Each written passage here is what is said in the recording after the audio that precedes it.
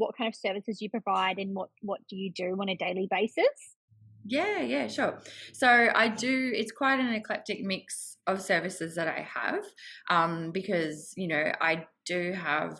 I do believe very strongly that we all have, you know, something to go on. We all have some great strengths within us, and we should always lean on those strengths. So my offerings actually do include still a little bit of clinical work, but also mostly in the arena of NDIS, offering psychosocial recovery coaching. I do some support coordination as well. That's something that's happened in more recent times. And I occasionally I've got a couple of clients that I've had for a really, really long time that I still do support work for. I find in this industry, have quite great, because of the role of support work, it is quite an intimate relationship.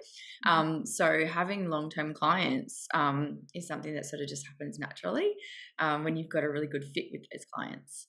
That's amazing. And that's also credit to you and the work that you do, that your clients, still after all these years, still remain supported by you.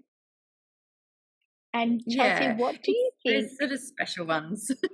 Yeah, no, they would be so special. And Chelsea, what do you think, in your experience, makes a really good support worker? I feel like it's a willingness to just really show up in the way that that client needs you to show up. Still not in a way that you lose yourself and who you are and what you offer, like what your skill base is, but being really, really, sort of proactive and really open, but also, being real, showing that humanistic vulnerability as well is really important, because a lot of the time, psychosocial clients, they're giving themselves a really super hard time. So it's really important to say, well, look, I do that too, and I'm feeling, show that vulnerability. And this is how I'm feeling today, and that what we call appropriate self-disclosure. In the world of the world of peer work, I guess that comes from. Yeah. Yeah. Well, actually, interestingly, funny you mentioned that, because I actually did a video on my YouTube about self-disclosure in social work, and it Yeah. was talking about being really clear as like to the purpose that you're sharing the Yeah. information. So are you sharing it because you think it's genuinely going to help the client and where they are at that moment in time, or is it from some other agenda? So Yeah. sometimes as well, like, and I've seen it in my practice where a professional may sort of over disclose to a client because they actually want to get something off their chest. So, but I do definitely agree with what you said. That's limited and really appropriate use of self and our own lived experience can be really helpful.